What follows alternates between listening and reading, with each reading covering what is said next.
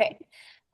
So good job. I think that you handled that like a pro. I mean, it's important to look at your own cancellation policy, and there are very few times that I will make an exception to that policy, and it is a little bit of intuition or a little bit of like, I've had my property for almost 3 years, so sometimes I do know that it'll get rebooked immediately and things like that. But I am proud of you for implementing your policy.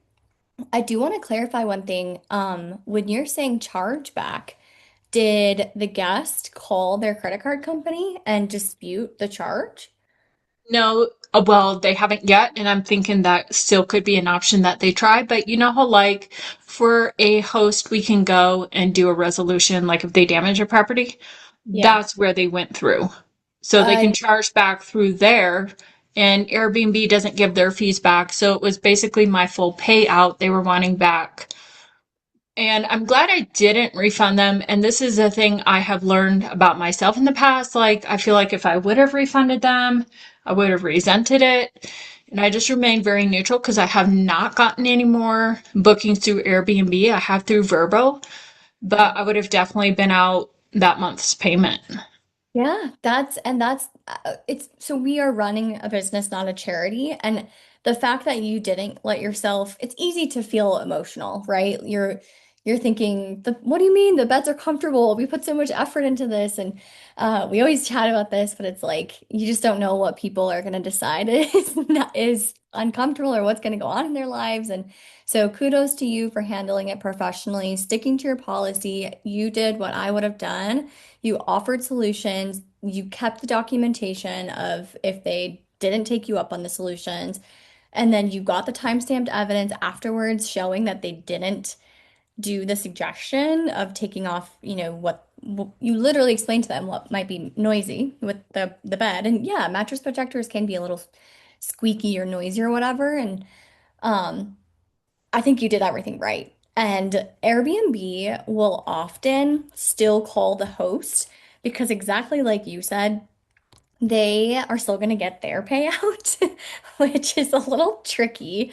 It's like, wait a minute, that's not fair. You keep your service fees, but want us to refund because they're also playing this middleman role of trying to keep the guests happy. And I don't think they're often trying to keep the host happy, but they will always call the host first to see if the host will cave and give that refund. So I'm proud of Yeah, you. I did before I even responded to the guest the first time. I did call and start getting a dialogue going with Airbnb. And of course, they're like, yeah, we'll stand by you if they give you a negative review. And they didn't review me. Um, but I was like, I've heard other hosts that Airbnb's told them the same thing. Mhm. Like, we'll stand by you, and then they don't. So I was like, I already did my math. If they give me a 1-star review, I don't lose my superhost status. So actually, part of this was like seeing how Airbnb does stand by me too. It's like a 2-year-old property. So if it was a new property, I definitely would have handled it different. Yeah. But I was like, yeah, I'm going to do this as an experiment Yeah. too. Again, that's further evidence. It's not, and for anyone, watching recording back, Lisa's just talking about how if exactly like you just said, if you were a brand new listing, you're in a more vulnerable position to have to give a refund because reviews are so important. We're often at the whim of reviews. And so the decision-making process would have potentially been different had she only had, a few reviews on her account. But this, let's say they do leave you a 1-star review, it does not reflect on you as a host. I just want to make sure that, I know you know that, but it can hurt whenever you get anything less than a 5-star, honestly. Sometimes it's just like, oof. But you're gonna probably be okay because you have so many reviews. And it shouldn't impact you significantly like it would, just like you were saying, if you only had a Yeah, handful. and the review time has already passed, so I'm not concerned about that. The only thing left is if they do a chargeback through the credit card. I don't even know what that would look like. Would Airbnb eat that, or would they charge me back? Um, and I think that's probably, this is my guess, why Airbnb doesn't give fees back in a situation like that. If they Yeah. get charged back on the credit card, they would have to eat that. They've already paid me out, Hmm. and that is my policy through them. Yeah. There is a new terms of service agreement with Airbnb, I think as of last year, where chargebacks, I think, are no longer handled by Airbnb. I don't want to speak on that as if I know all of the ins and outs of that because full disclosure, I don't. Knock on wood, I haven't had to deal with that on Airbnb. So that would actually, I should make a note to look into that and report back to the group next week about what that looks like if there is a chargeback. Make sure, this is a good reminder too, for all hosts, make sure the payouts are going through and they're hitting your bank account. Set up a system, with either your bookkeeper or, um, a weekly kind of like you could do it weekly, bi-weekly, whatever works for your schedule, but make sure those payouts are hitting your account accurately. And that way you would see and notice a chargeback situation. You would get an email too, I'm sure. But uh, fingers crossed, Lisa. I hope that maybe they just realize it's not worth it if they've already not given you a review. They haven't tried to retaliate, so maybe they won't. But if they do, that's a topic I'll put on for the call for next week. Yeah, and I mean you never know because they were traveling from overseas moving back to Boulder buying a place. They Yeah, said they hadn't found a place, but you never know. You never know if they picked up a virus traveling and they're just achy. You don't know if they went skiing and got injured. You just never know what the situation is. So yeah, exactly. Yep. I'll keep Well, you updated if something changes. yes, please do. And it's helpful, to have these conversations on the calls just because they can happen and it's nothing that you did wrong. I just want to reiterate that again. Like sometimes we just get these guests and it is what it is and you handle it as best as you can and you move forward. I always say this, but we are in the business of problem solving and hospitality, problem solving and hospitality. So again, you approached this with the problem solving mindset. You didn't complain. You didn't, throw a fit, where I've seen some hosts kind of take that route and they get themselves in trouble. So yeah, keep us Well, and the updated. guest, the guest was like, "Oh, she didn't offer a reasonable resolution (parentheses exchange the mattress." And I'm like, "Okay, when do you ever stay at a hotel?" And they're like, "Okay, you don't like your bed, let me buy you a new mattress." Right. Because Right. ironically, at my other property the same week, somebody complained the mattresses were too firm, and I'm Yeah. like, it's a preference. It is. And it's funny that they would note that as not reasonable because at the end of the day, it's not reasonable to replace a bed. So like that actually furthers your argument of how they weren't really being, I guess, understanding or normal might be the best word. Right, Um, right. so you went above and beyond. But does anyone have any comments or suggestions for Lisa or anything that you guys wanted to follow up on with that particular situation? See, Frankie's here now. Dana. Yeah, I think it's good to stick to your guns with stuff like that. And you didn't ignore it and you gave multiple options, not just one single option, but hey, I'll try this. We can do this. And having the paper trail and documenting it all just protects you. So it sounds like you're doing all the right things. And that seemed like they were the unreasonable ones and not you. Yeah. Yeah. Everyone validate Lisa. She did everything right. So, and that's Lisa's often on these calls and really, just kind of grasping the materials and everything. So, with that said, speaking of materials or things to talk about, did anyone have a listing that they want me to audit? Or Jeff, if you have anything particular that you wanted to review or ask questions about, I'm happy to. Yeah, thanks. So this is month two of our Airbnb. My Airbnb, we have on weekends it's a 3 bedroom house plus a tiny home, and then during the weekdays we split it out. And I'm curious what um how do you when do you decide to like have something as obviously during the week I would like to maximize it being booked out. So right now I have like 3 day a minimum 3 day 3 nights and I was like, do you look like 3 months out and you start changing it to 2 night? Like how do you decide like when to dictate a 2 weeks in advance kind of out? I'm not sure like there's market data on that. Yes, that's a really, really good question. I love that you asked that. So 100% on Price Labs. Are you using Price Labs Yeah. for your listing? Okay. Have you ever made a market dashboard on your Price Labs before? Yes, but not a very good one. So I should Okay. redo that process.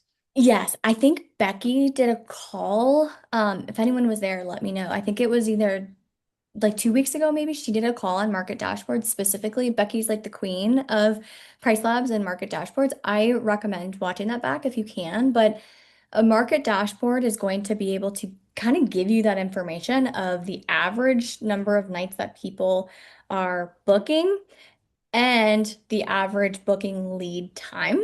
So, if people are booking 2 night stays 3 months in advance and you've got that 3 or 4 night minimum, you're not going to be showing up in search. And then it's like, oh no, you're not going to get the most ideal reservations because you're probably going to be catching all those last minute bookers, which then typically means lower rates. And Yep. so definitely do that. The first 30 days, I think of, don't quote me on this, but I think it's free, your first market dashboard, and then you can just cancel it. So like get all your data and do, all of your um, figuring out minimums and everything, and then cancel it. So you don't, it's only like $10 a month. Yep.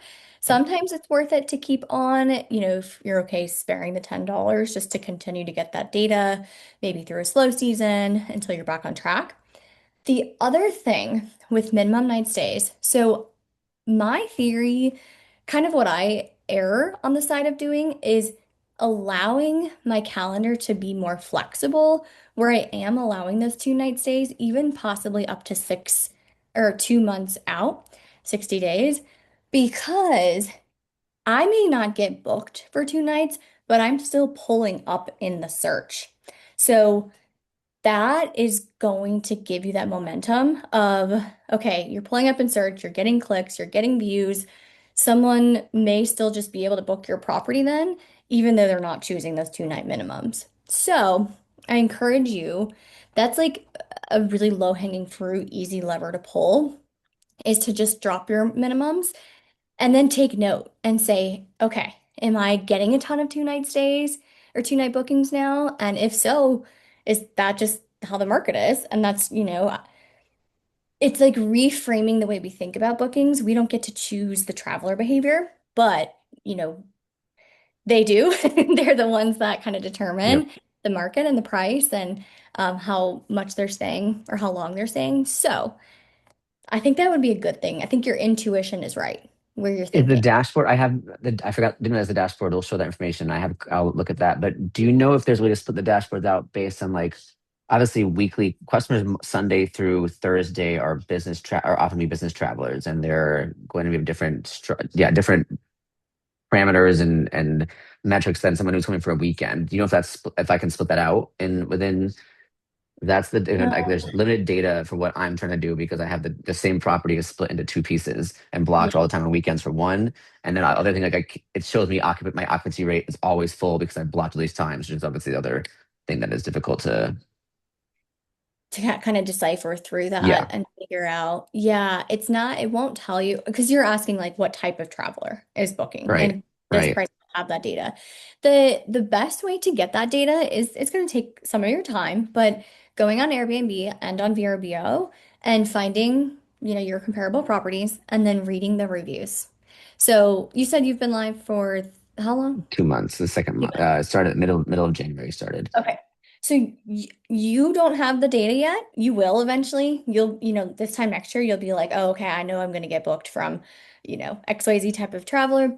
So what you'll need to do is just research that based on your competitors and you'll see patterns. It's really kind of cool. But you'll be able to get that information and then that can help you change your title, change your listing copy, add a few pictures based on what you're seeing in those reviews.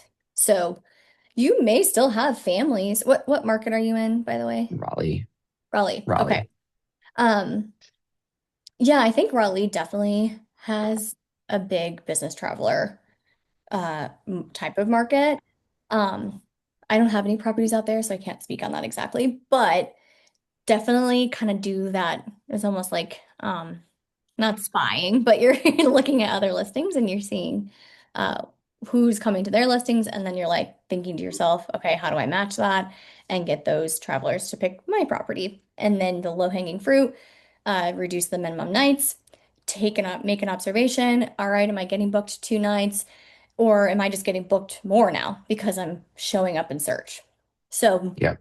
I had to come to that realization early on because I was doing kind of the same thing where it's like, oh, the most ideal situation is someone will book Monday or Of Sunday course. to Thursday, and then I'll get like a big booking Thursday to Sunday, and my calendar will stay full. And then when I started reducing minimum nights, it was like, oh, I'm still getting the same bookings. I could just tell that my views went up. Um, you know, that's a big thing. Your views alone, then people are wish listing, and then it's this kind of like, I don't know, domino. Interesting. Okay. Yeah, yeah.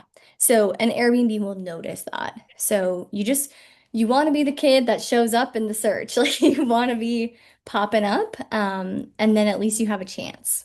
So In their not, I know Becky thinks this as well, but in their non-public algorithm, having more views is going to make you show up higher within just yeah, in various ways in their site. That's accurate yeah, I can't speak to the best of our knowledge. 100%. Yeah, I think that it's pretty well known at this point that um, the algorithm will favor reliable hosts, hosts that are bookable. Like they're not going to push listings that have 7 night minimums because that Airbnb almost views it as okay, that person's never available, so we're not going to prioritize that listing necessarily. So however their algorithm works, I wish I knew more about algorithms, but I do know that there's definitely a domino effect of it's a popularity contest at the end of the day. Popularity and interest, yeah, interest based. So what pulls up for me when I search Raleigh is going to be completely different than what pulls up for you. But the more open a listing is, the more likely they're going to be to pull up in everyone's searches. Okay, Yeah. thanks. So yeah, I think that's probably the best answer I can give on that. I wish Airbnb would just come out and be like, here's how our algorithm works and here's what to do, hosts. And I think most hosts would just do that. But it's a bit of a kind of guessing game in some ways. The last thing I would say with that is after you kind of look into what kind of travelers are coming to the area, report back and let us know, based on what I found, here's the changes in my listing I'm going to make. Because I think the worst thing to do is know the information and then not do anything about it.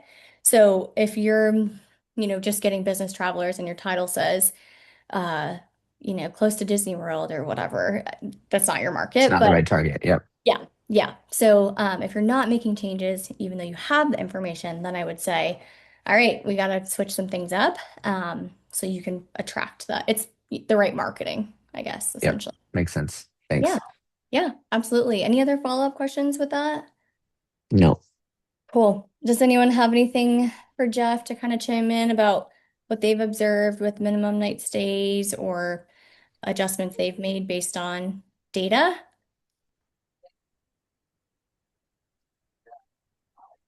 And no worries if not. Cool. I actually Awesome. Go ahead. um whatchamacallit, my old property that was in Omaha, same thing. It was definitely I don't know if it's similar to Raleigh or not, but I will say I got a lot of business travelers come staying at the place, and I did find that I got a lot of shorter stays. Like I think my average night was like my I don't even think it was four. It's probably like three, and a lot of last minute bookings. Like I'm like same day bookings. It was pretty crazy. And a lot of that, anytime that someone, was a same day booking, like let's say it was 2, 3 o'clock in the afternoon, they would book and they'd say, oh, I'm, I have to go there for business. I'll be there at 9 o'clock at night. And that happened all the time. Mhm. And I only found and that's what started me I actually used to allow one night stays for that reason, because when I was looking in price labs at the market, like you were saying, I can see how many of my competitors were getting booked for one night stays, and it was like there was a lot of them, and they were also like within a week, like very short period of time. So like it was I had to change it because my minimum stay was 3, and then after looking at that, I said this is wrong. I can't. I'm going to be missing out on all these people because it was I think the one nighters it might have been the second or third most booked uh durations. So I'm like, wow, I'm missing all that business. So I adjusted it and I saw like almost instant results. Like it was pretty crazy. Yeah. Yep. That's really good insight, Frankie. Thanks for sharing that. Mhm. Um, Yeah, with minimum night stays, it's like it's a little bit of a risk, right? To take a shorter booking in some ways, but I would say the majority of the time it's going to pay off. And then the other thing I was thinking about is Frankie made this kind of pop into my head. When your listing is newer, your bookings just are going to be more last minute. And if we look at because you haven't been live for an extended amount of time. So if we're looking at the traveler's behavior, people who are going to be booking more last minute are going to be people driving through town or, you know, I guess just that whatever reasons people have to only book, one night stays. So that's going to be a big thing as well. Yeah. Um, Thanks. And it yeah. also helps you get more reviews too, to, hopefully you have these short, you get shorter stays. Okay, that's more reviews you can get. Hopefully they're all 5-star reviews, and then that helps boost you up and, you know, get more visible that way by getting good feedback and good reviews. Yep, that's exactly right. Trying to get my headphones to connect here, guys. Let's see if it'll work. Let's see. Can you guys hear me? Nope. Yeah. Yeah. Oh, you can. Yeah. Okay. Mhm. Okay. Weird. My I don't know if anyone else is experiencing this. My headphones aren't wanting to connect to my phone. So sorry if you hear any background noise. My dog's running around in the background. Um, that's all really helpful. So I guess also, Jeff, you're not alone with trying to figure these things out. It takes time. So I applaud you for actually looking into the data. A lot of people would throw their hands up and just say, I'm not getting bookings and leave it at that. Make the adjustments. You can also keep kind of, I mentioned this before, but even just a notes app, page or Excel sheet and just write down your observations. I changed XYZ on XYZ date, and here are some results.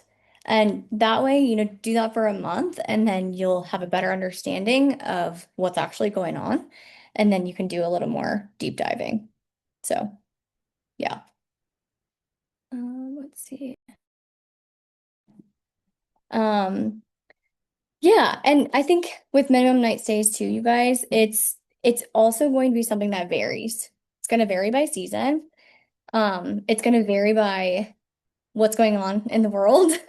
I think that a lot of travelers are still prioritizing experiences, vacations, traveling, but maybe they're shortening stays because they can afford a 2-night stay versus a 5-night stay. So they're not giving up traveling, but maybe they're just reducing the amount that they spend. And then with that, if guests are staying only 2 nights, that means that's only 2 nights of food that they have to pay for. And so if we kind of look at this like big overarching economical, I guess, situation we're in, that can kind of help you think too that it might be beneficial to reduce those minimum night stays. Um, oh, there is a podcast. Do you guys like listening to podcasts? Anyone on here? There's a podcast that AirDNA puts out, and if you haven't listened to it, I highly recommend it because they talk about things like this, like minimum night stays and what is the data saying. It's called STR Data Lab by AirDNA, and the host is Jamie Lane. I was just listening to an episode recently that was, really talking a lot about this and the behaviors of travelers and what the data is saying predictions, for the rest of the year. So highly recommend that podcast for anybody who likes to kind of nerd out on all things short-term rentals. I think it's worth it. Trying to think if I have any others here. Definitely that one. I can try to get you guys more kind of podcast recommendations as well. Um, what else, guys? Does anyone have any? I know Armand, you might not be able to unmute or anything, but I just want to always give everyone a chance to let us know what's going on in their world, what part of their journey they're on, or drop listings in the chat.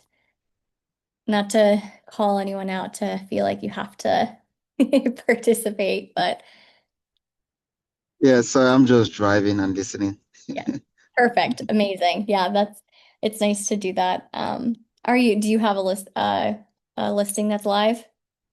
Oh yes, I do have two listings, one in Raleigh and then another one in Houston. So yep, Nice. just wanted to listen, yeah. Awesome, fabulous. Well, just reach out if you have any particular questions.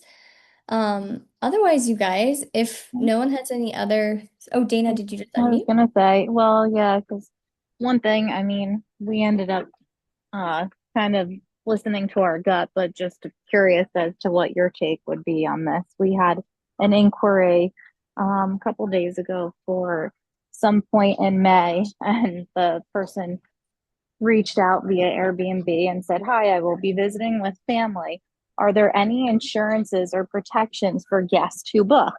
And our normal pre-approval message goes through, and then we reach back out and said, "Hey, I think you can take out insurance through Airbnb." And we're like, "Insurance to cover what exactly?" And then the guest goes on, "Just to provide against theft or break-ins, also like protections in case anything goes wrong with the home. I don't want to travel with the family and find that it's not what is actually listed, and then we don't have anywhere to stay." Um, and at that point, we just kind of said, "Hey, based on the concerns discussed, we've withdrawn the pre-approval as this property may not be the best fit for your needs. I wish you a smooth and enjoyable trip." I just Sure. don't know what you would recommend or your take, but when they started talking about break-ins and thefts or things happening, like, who asked these questions? Like, I don't Yeah. know. I was concerned. So I just was Yeah. curious because what do you think about that? That's an interesting one. So my first instinct is, did they have any past reviews or stays that you could see on their profile? That's a good question. Let me look. I don't Okay. remember offhand. I don't think one review, and Okay. it had it was someone else. It was a different name. It said, "Tina's family was a pleasure to host," and then it had there was no stars next to it, and that was from June of 2025. So I don't know Okay. if she was with someone who stayed, but Yeah. it's also a Yep. property that we've had that's established. It's for a super host, for a top 1%. Like, I Yeah. don't know. I mean, I get maybe Airbnb isn't the platform for you then if you're concerned of what things would be, but we were just like, it seems like more of a headache than Mhm. a win for us. So we're just gonna let the pre-approval like be denied or whatever and Yeah. go separate ways. Yeah, I asked about if they have any past reviews, and it sounds like they have stayed on Airbnb, but they weren't the ones that made the booking. And then until you have, I think, 3 reviews as a guest, you don't get a star rating.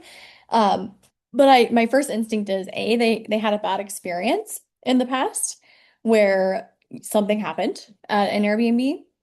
B, they could have heard something on TikTok. I feel like that's where everyone gets their news is, they saw some crazy story on TikTok. Um, or it's possible, I don't think that this is the case, but sometimes if someone's also a host, not all hosts are great and know what they're doing, but they may have, let's say they were a host and their insurance requires certain things, and so they want to make sure that where they're staying, those hosts have certain insurances. I don't know. I have two opinions. It may not be. I think you did the right thing also. Like I probably would have done the same. It might not be that they're saying, is there coverage for break-ins, etc. Um, it might not be that they think there's going to be a break-in or that they're planning something weird. It could be, but they might actually have just come across that in the past before. And this is actually a good note for everyone on the call or anyone watching back. Do review your insurance policy.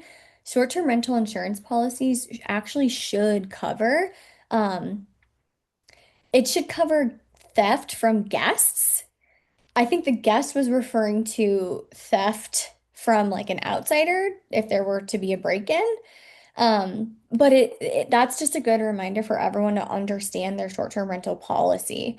Some counties are getting stricter and stricter about what policies hosts have.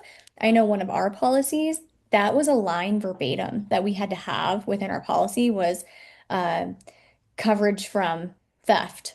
So maybe they're an insurance underwriter and they're super paranoid because they see cases like that all the time where bad things happen. Who knows? The other instinct, so step one, everyone review your short-term rental insurance policies and just understand what coverages you have. Proper insurance is one that I recommend. If you're not in a fire zone, they'll usually accept you, but if you're in a fire zone, they usually don't, which is a huge bummer. The other thought that I have is they might be a difficult guest because that's a really not, I guess, typical thing to ask.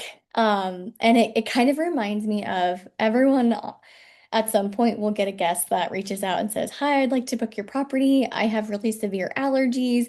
Can your cleaners use XYZ products? And can you make sure there's not one single pet hair in the home? And otherwise, I'll have an asthma attack." All these things, which I understand that. I know someone with asthma.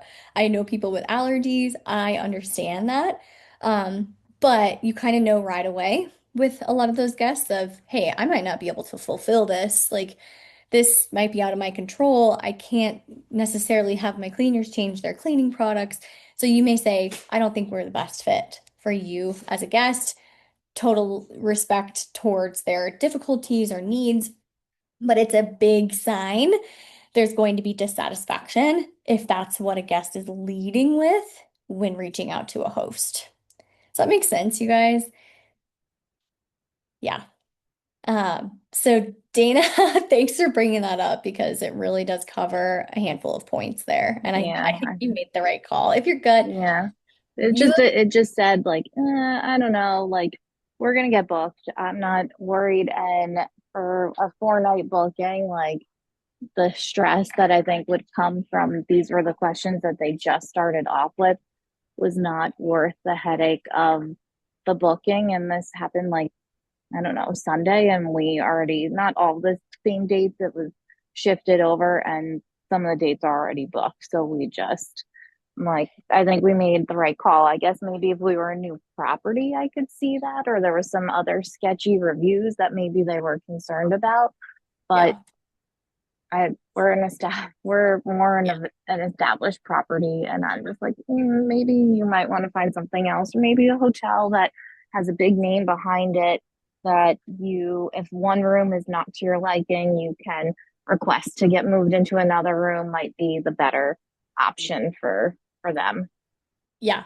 And that was an instinctual decision that Dana made. You guys trust your gut. If you cannot be harmed in the algorithm for not sending a pre-approval, it is a bit quote unquote harmful if you're getting a booking request. So there's a difference between just someone asking a question and you don't see accept or decline pop up on the bottom. You just see like pre-approve. I think you can hit decline, but there's not like a time clock that pops up. So people will ask questions. What this guest was probably doing is copying and pasting the same question and sending it to all of the different whatever properties they were interested in. I like to look on Hospitable too, and they have that little blurb on the top right side. It's like a guest breakdown that says very low chance of booking, very high chance of booking. And that information is collected by they can track like how many inquiries the guest has sent out. And if they've been on Airbnb for years and years and years and they just get on there and ask questions and never make a booking, then Hospitable can help us know if like, is this even worth my time to entertain this question? Because they're not even going to end up booking anyway. That's kind of like those intuition calls that you can make sometimes. However, in this instance, let's say um, the guest asked these questions and it was a request to book. So then Dana would have had 24 hours to respond by accepting or declining. And there are sometimes valid reasons to decline a booking. And if you decline, then you're going to get a pop-up on the side on Airbnb that says, what is the reason for declining? And as long as it's not prejudiced or racist in any way or discriminatory, and you can clearly provide a rationale for declining a reservation, you'll be fine. If you're declining every single inquiry that comes your way, you might have a little impact, but I know that's not the case for Dana and Frankie. So yeah, I guess the other thing, let's say, you're listening, like Jeff was mentioning, he's, been live for only a few months. Maybe you have a little more tolerance for, all right, I'm going to take a risk on this and I'm going to host them because I'm trying to, get good reviews and get more bookings and hopefully in the long run, then I'll be at the point of a year from now being able to say, oh, I don't need to host people that aren't a good fit because I've got enough reviews and I've got enough track record as a host. So sometimes these decisions are just nuanced. And yeah, I think Dana does a really good job of following her intuition there, and your own systems, right? So it doesn't become emotional. So good job. That's a good one. On that note, you Thank guys, you. yeah, I love those situations. Sorry, did I interrupt someone? I think. No, no, no. I'm gonna Okay. have to hop off now, but thank Okay. you. Yeah. All Thank you right. for Thanks, joining. everyone. All Yeah, right. we'll see you. Next week. Um, All yes, right. yes. Yep. Bye. Bye, Dana. So with that said, you guys, you're gonna get these odd inquiries. You're gonna get things that make you feel uncomfortable. And don't let yourself become paranoid, right? Like it's most people are generally good. Most people, I know Lisa had an instance, but she's been hosting for 2 years now. And, I think that's one of the first kind of stories you've had of like, oh my gosh, these people were not the nicest. So you're going to get those situations, but I want to encourage everyone that it's rare. And when you do get those situations, come to the calls. I'll work through it with you, jump into the circle, bounce ideas off of other people, and just try not to isolate. And that's when people I see kind of fall down the rabbit hole of being sort of paranoid and like rejecting bookings or turning instant book off because they're then afraid to accept bookings. So make sure you have instant book on. I think that's another good note. I have heard people say that they've turned it off because of situations like what Dana just explained, and then that made them paranoid. So you'll get a huge boost. You will not show up on search if you don't have instant book on. That's almost proven at this point with Airbnb. So definitely turn instant book on, and that'll help you too. With that said, guys, if that's all we've got, we can end the call a little bit earlier today. I want to give you guys the floor. I don't have a specific topic. Uh, or let me know, guys, what do you want to review in future calls? Anyone have anything particular?